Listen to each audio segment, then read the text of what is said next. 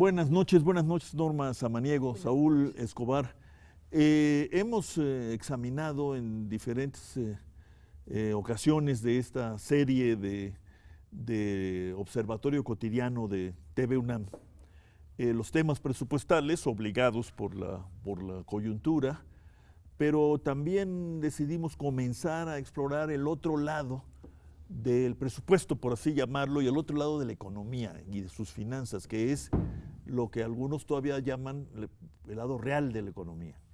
Y el corazón del lado real de la economía pues está en la situación que guarde el empleo y junto con pues los salarios, los ingresos que ese empleo puede producir. Ustedes dos, con diferentes perspectivas en el Grupo Nuevo Curso de Desarrollo, pues han alimentado, enriquecido esta preocupación de la que no puede ser ajeno un nuevo curso de desarrollo. Es más, ambos han dicho que más bien debe ser el eje de un nuevo curso el tema de empleo y salarios. ¿Por qué no nos refrescas la memoria, Norma? Sí, nosotros creemos que el empleo debe ocupar un lugar central por su impacto tanto en lo económico como en lo social. La gran mayoría de la población deriva su ingreso del trabajo, eso no lo debemos olvidar. Y por otra parte, pues el empleo y el ingreso conforman la masa salarial de la que se nutre el consumo, que es uno de los elementos más importantes de la demanda final. Es decir, también por el lado de la demanda y de la parte económica tiene un papel fundamental el empleo. Creemos que en ambos sentidos es muy, muy importante y debe ocupar un lugar central. Saúl Escobar, un lugar central debe ocupar, dice Norma, estamos en el plano normativo u ocupa. Porque se ha dicho mucho en los últimos tiempos que, dada la incertidumbre y volatilidad de los mercados internacionales y de la propia recuperación estadounidense, la fuerza motriz de nuestro crecimiento es el mercado interno, basado precisamente en la creciente ocupación y en el mejoramiento de los ingresos del trabajo. Eso se dice prácticamente todos los días, ¿no? Bueno, no es así según las cifras que tenemos, porque en realidad la masa salarial ha venido disminuyendo y no aumentando como parte de la riqueza nacional, del ingreso total nacional, debido a que los salarios han seguido bajando como proporción de ese ingreso total nacional. Y esto tiene varias causas. Una de ellas es la crisis de 2007, que según nuestros cálculos hizo que se destruyeran empleos de muy altos salarios. Bueno, muy altos, estamos hablando de más de 5 salarios mínimos diarios, lo cual para mucha gente es apenas indispensable, pero así está la cosa. Y aumentó el número de empleos de 3 salarios mínimos diarios.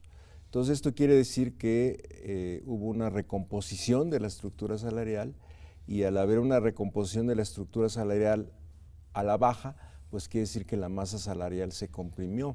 Entonces en realidad no tenemos mejores ingresos, por lo menos desde el punto de vista de los salarios en México, desde 2007. Incluso el último informe de Coneval habla de una caída del ingreso de las familias por trabajo de 11%, pero una caída de 25% con respecto al aumento de la canasta básica. Eso quiere decir que en promedio los hogares o los trabajadores compran 25% menos de la canasta alimentaria que en 2007. Entonces esto te habla, bueno, de que el mercado interno no es el eje de la economía y no es tampoco una fuente de demanda interna o de demanda agregada, pues realmente muy importante. De tal manera que tenemos un serio problema en el país, en donde si la demanda externa, las exportaciones no funcionan, pues no reacciona el mercado interno por la situación de los salarios y de los ingresos por ocupación en general. Incluso los trabajadores por su cuenta han visto reducido su capacidad de compra. Y sin embargo, no se registran cuotas de desempleo abierto como se registran en Europa y como se llegaron a registrar estrafalariamente, diría yo, en Estados Unidos, ¿no? Bueno, es que el indicador del desempleo no es el indicador más importante de la situación adversa del mercado laboral en México. Eso es lo que siempre hemos dicho. En el caso de nuestro país, gran parte de los problemas del mercado laboral no solo se reflejan en el desempleo abierto, sino en la informalidad.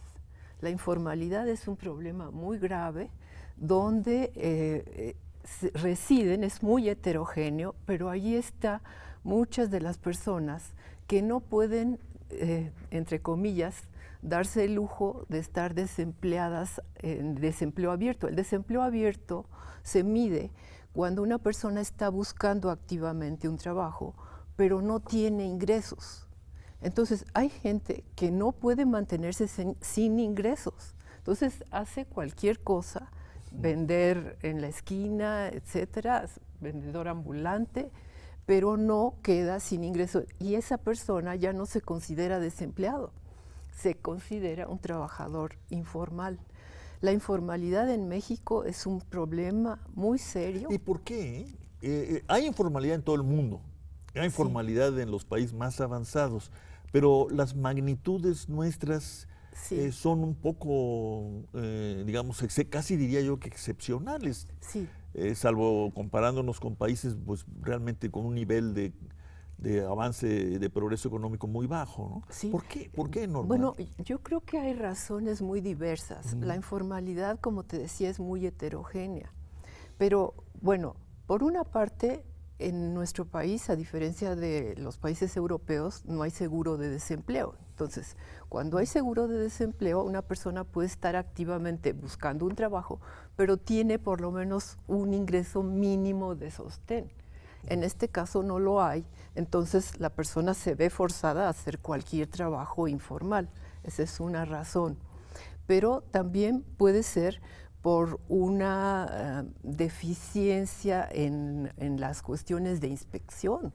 Es decir, que dentro de las empresas puede haber trabajadores informales y hoy se consideran informales también aquellos trabajadores dentro de empresas formales que no están registrados a la Seguridad Social, por ejemplo. Ese es un problema un poco más, es un problema distinto.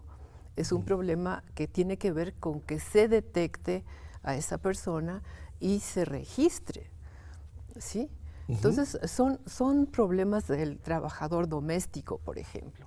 La gran mayoría de los trabajadores domésticos, más de 3 millones de trabajadores y trabajadoras, no tienen seguridad social. Y es un grupo que ha venido también a incluirse dentro de lo que hoy se considera informalidad. Es decir, la informalidad ha pasado de lo que se consideraba como el sector informal clásico, que eran 13 o 14 millones, a 29 millones, porque incluye muchas otras categorías que en el pasado no se consideraban. ¿Cómo enfrentar la cuestión? Se dice, ahora se ha puesto que hasta de moda, diría yo, que no podemos plantearnos, por ejemplo, un aumento salarial a la altura de las exigencias y de las necesidades mismas de los trabajadores por el tema de la productividad, Saúl.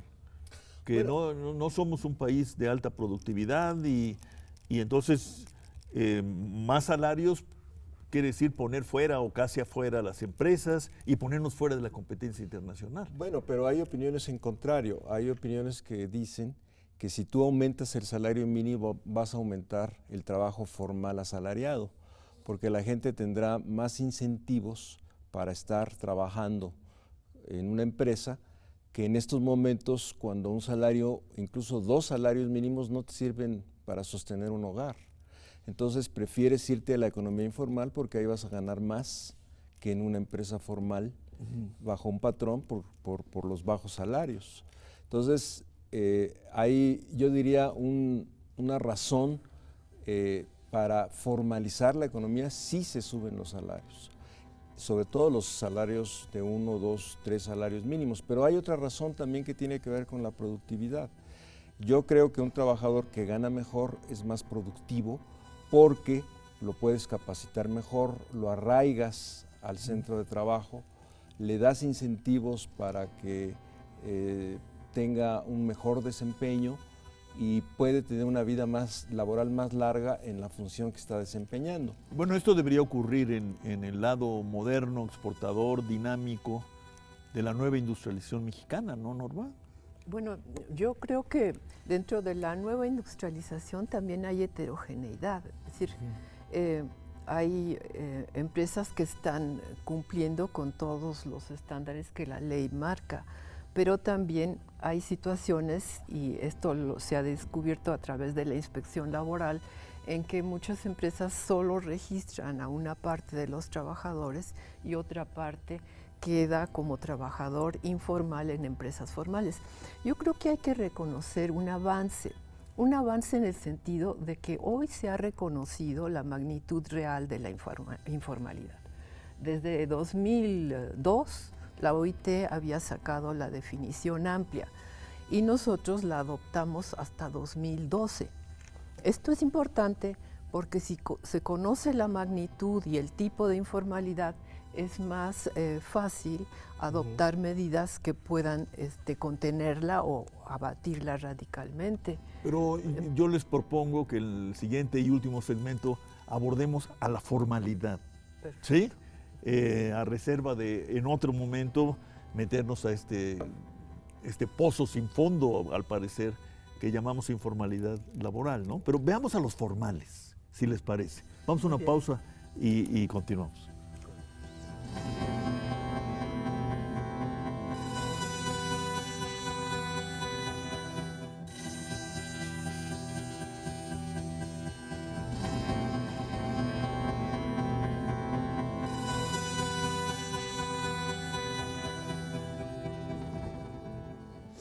$22 millones de almas mexicanas, Saúl Escobar, son trabajadores considerados formales porque tienen acceso al seguro social, ¿no? Han firmado contrato de trabajo o similares, etcétera. Ellos son el trabajo, el núcleo, ¿no?, fuerte del empleo y los salarios en nuestro país. Pues fíjate que tampoco lo sabemos a ciencia cierta porque se ha atravesado el problema de la subcontratación. Entonces resulta que hay muchos trabajadores subcontratados que no sabemos en qué condiciones laborales están. Incluso empresas muy importantes, transnacionales, empresas financieras de primer nivel, empresas industriales muy poderosas y muy fuertes económicamente, subcontratan. Y a veces subcontratan a la mayor parte de su plantilla laboral, de tal manera que no sabemos ahí si se pagan las prestaciones o no, si son formales o no, pero suponiendo pues que esos 22 millones son lo que deben ser, que yo no lo creo, pero suponiéndolo, pues ahí tenemos una gran heterogeneidad, porque hay muchos trabajadores que trabajan en empresas con muy alto desarrollo tecnológico, y desde luego muchos trabajadores que laboran en condiciones de pequeñas y medianas empresas o micronegocios incluso, o en el campo. Tenemos el caso de los famosos de los trabajadores de San Quintín, que vivían en condiciones realmente deplorables, ¿no?, a pesar de ser trabajadores asalariados y trabajadores en compañías que exportaban y exportaban con mucho éxito, ¿no? Entonces, estas diferencias, que incluso también hay diferencias regionales muy fuertes, nos están mostrando un panorama muy diverso, de tal manera que la formalidad pues, se puede encontrar en muchos lados, pero eso no es equivalente a buenos salarios, no es equivalente a buenas condiciones de trabajo, no es equivalente a estabilidad en el empleo, y no es equivalente a una carrera productiva del trabajador dentro de la empresa, sino encontramos un cuadro muy, muy diverso en tanto regional como por empresas, por sectores y por distintas características productivas. Tú en tus trabajos, Norma, has insistido en un tema que había quedado un poco escondido, incluso así le llamaste a uno de tus artículos, ¿no? El tema olvidado Sí, del mundo del trabajo, que es el tema de la distribución llamada funcional del Funcional. ingreso, es decir, la distribución no del ingreso no entre las familias, sino entre los trabajadores y los empresarios o los capitalistas, ¿no? La Sí. distribución entre ganancias, utilidades y los salarios. sí. Y esto, bueno, tus trabajos, tus gráficas, tus revelaciones, pues nos hablan de una situación un tanto anormal, ¿no? Sí. Porque pues se modificó esa distribución como resultado de la crisis de los 80s, pero se ha mantenido como tal, ¿no? Sí, de hecho, desde hace 30 años ya estábamos en una situación muy especial. La distribución funcional, como tú dices, mide cómo se reparte el ingreso nacional, el Producto Interno Bruto, entre el ingreso del trabajo, el trabajo mediante salarios, prestaciones, etcétera, y otro tipo de ingresos muy variados, de intereses, rentas, beneficios, etcétera. En los países desarrollados, en los 70, a mí me llamaba la atención cuando yo fui a estudiar a Europa, que la participación era totalmente opuesta. Nosotros estábamos en aquella época en un 35 o 40% correspondían a trabajo y el resto a capital. En ellos era al revés, un 70% correspondía a trabajo y el resto a capital. Estábamos totalmente al revés. Lo que se ha encontrado en el mundo es que la participación del trabajo ha venido cayendo en todos los países, pero es todavía más dramático en el nuestro, en donde de porcentajes de 35 y casi 40% en alguna época, en los 70, 80, hoy hemos llegado en los últimos años a porcentajes de 30% o inferiores, incluso en algún año 29%, de acuerdo a las cuentas nacionales. Entonces, esto indica que en el caso de nuestro país, todo este ingreso del trabajador es una proporción muy inferior respecto a lo que significa esta proporción en otros muchos países. ¿Y eso tiene corrección o nos esperamos a que termine, al fin del trabajo y a la universalización de la renta básica? Pues, ¿se puede pensar en corregir esta tendencia? Ya es muy larga, ¿no? Bueno, yo creo que la forma de corregirla es mediante más empleo y mediante mejor salario. Es una combinación de dos factores muy importantes. Pero se nos dice que eso no se puede, sobre todo lo segundo, porque afectamos la competitividad, que es en la que estamos embarcados. No, yo creo que muchas veces tenemos que incrementar los tres, la competitividad, el empleo y los salarios. Es el tema de cómo se mide y cómo se logra la productividad. Si la productividad se mide bajando los salarios, pues no tenemos remedio. Digo, entre más pobres, más competitivos. Pero si se mide la Alguna vez competitividad... un funcionario dijo que no nos preocupáramos porque China estaba aumentando sus salarios, ¿no? Sí. Así no, al contrario, que nos debería dar gusto. Es ¿no? que ¿no? la competencia no la Entonces, podemos seguir dando en base a salarios más bajos. claro. Hay países que tienen salarios muy elevados y son competitivos en el comercio exterior. Ve Alemania, por ejemplo. Es decir, eso sí se puede. Es decir, el hecho de que tengas un salario alto no es impedimento para que puedas ser muy competitivo. Tienes que hacer muchas cosas para hacerlo, pero no es ningún impedimento. ¿Y cómo lo haríamos? ¿Cómo empezaríamos? Bueno, empezando por Yo acabo de discutir la semana pasada el tema, ya por lo visto es el otro misterioso caso, el tema del salario mínimo, con dos colegas. Y ya la idea es, bueno, se han hecho muchas cosas, ¿no? Estudios, reclamos, propuestas, investigaciones que se reservan como si fueran tema de seguridad nacional, qué sé yo. Esta es otra cuestión básica. ¿Por dónde empezar? Hay que si es que creemos, como Norma cree, que se puede corregir, ¿no? Hay que empezar por reconocer que la exportación no es el único motor de la economía, no puede ser el único, sino que tenemos que tener un balance entre un mercado exportador competitivo y un mercado interno y niveles de industrialización y desarrollo basados en una mejor distribución del ingreso y por lo tanto mejores salarios y por lo tanto mejores empleos. Este balance no se ha dado, pero bueno, ahí está el caso de China, el famoso transición que el gobierno mismo ha dicho porque ha reconocido que la vía exportadora se está agotando o se ha agotado y que hay que pasar a un modelo basado en la demanda interna. Si un gigante como China, de 1.500 millones de personas, que ha sido la locomotora económica del mundo, está haciendo esta transición, pues yo creo que México también la puede hacer. Es cuestión de cambiar de mentalidad, cambiar de visión, cambiar de paradigmas e intentar y realmente este cambio de modelo, que de que se puede, pero pues hay voluntad política muy difícil de convencer y hay intereses también muy difíciles de convencer. Voluntad política e intereses. Norma, ¿cuál sería el papel? Tú tuviste mucho contacto con ellos. ¿Cuál sería el papel de los sindicatos, de la organización de los trabajadores en este cambio de rumbo? Bueno, yo creo que en el cambio en el mundo del trabajo, los sindicatos también tienen mucho donde jugar.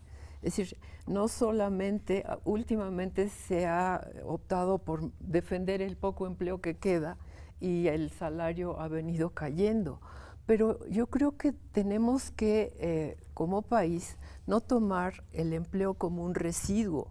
El empleo es una variable central y no competir solamente en el exterior con base a mano de obra barata, porque allí muchos países lo están haciendo y estamos en una competencia hacia abajo. Entonces lo que tenemos que hacer es, como dice Saúl, por una parte, no confiar solamente en la demanda externa, fortalecer la demanda interna y por otra parte buscar una inserción más inteligente con el exterior, hacia ir avanzando hacia exportación de productos de mayor valor agregado y no situarnos en el último punto de la cadena. Entonces, para eso se requiere una política integrada de educación, de capacitación, de ir transitando hacia nuevas áreas, a nuevas fortalezas en el comercio exterior. Por ejemplo, México tenemos un país muy rico, muy diverso en cuestión turística. En cuestión de salud podríamos tener exportación en ese tipo. Es decir, podríamos tener hospitales muy buenos, atención muy buena, no solo para nuestro país, sino para el exterior, como lo están haciendo muchos países de Oriente hoy día, que están pensando en que se les van a acabar sus recursos petroleros, pero están buscando otras fuentes, no centradas en la maquila de bajo ingreso, sino en otro tipo de actividades. Cambio de rumbo, estoy terminando, Saúl. Medio minuto creo que es. Sí, un cambio de rumbo quiere decir también que el gobierno invierta más en infraestructura, porque un país moderno, cualquiera que sea el rumbo, pero un país moderno no se puede construir sin una infraestructura que realmente dé pie a mejores empresas y mejor productividad. Y lo que hemos visto es que la inversión del Estado en infraestructura se ha derrumbado en los últimos años y en el próximo presupuesto, pues todavía más, de tal manera que ¿qué país podemos construir desde el punto de vista productivo si no hay inversión en infraestructura? Nadie va a querer invertir. Por ahí tenemos que empezar, porque el Estado retome su papel como agente económico que dinamice e impulse el proceso económico, y lo primero que tiene que hacer es invertir en infraestructura. Sin esto realmente no tenemos futuro, ni para atrás, ni en un sentido ni en otro. No, y el país en su conjunto, pues como ustedes lo han dicho, tiene que invertir en la gente, ¿no? Esa es sigue siendo la principal fuerza productiva de este país. Vamos a seguirle la pista al tema de salarios, empleo, en el panorama que se nos abre para el año entrante, que al parecer no es un panorama muy halagüeño, según nos dijo el Fondo Monetario y el Banco Mundial. Norma, muchas gracias por esta conversación inicial. Saúl, igualmente, Gracias. espero que nos veamos muy pronto. Muchas gracias. Gracias. Buenas noches a todos.